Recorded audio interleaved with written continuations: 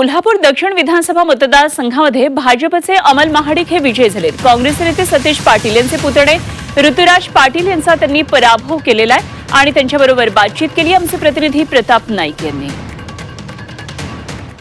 या मतदारसंघाकडे सर्वांचं लक्ष लागून राहिलं होतं। या ठिकाणी पारंपरिक जी लढत आहे ती पाहायला मिळाली। काय सांगाल, कशा प्रकारे तुम्ही हे रोखलेलं आहे? मी दक्षिणच्या तमाम जनतेचं धन्यवाद मानेन, कारण या मतदारांचं मनापासून धन्यवाद मानतो, कारण त्यांनी मला पुन्हा एकदा गेल्या 5 वर्षामध्ये त्यांचा न झालेला विकास किंवा त्यांनी अनुभवलेला त्या अनुभवाची उतराई कुठेतरी वेगळ्या रूपानं मला त्यांची सेवा करण्याची संधी दिली आहे। त्यामुळे मी जनतेचं, मतदारांचं आणि त्याचबरोबर माझे कार्यकर्ते, माझ्या ऑफिसचे सर्व माझी टीम, माझ्यावर काम करणारे सर्व माझे मित्रमंडळी आणि माझा प्रचार ज्यांनी ज्यांनी प्रमुख मंडळींनी केला त्यांचा धन्यवाद मानेन।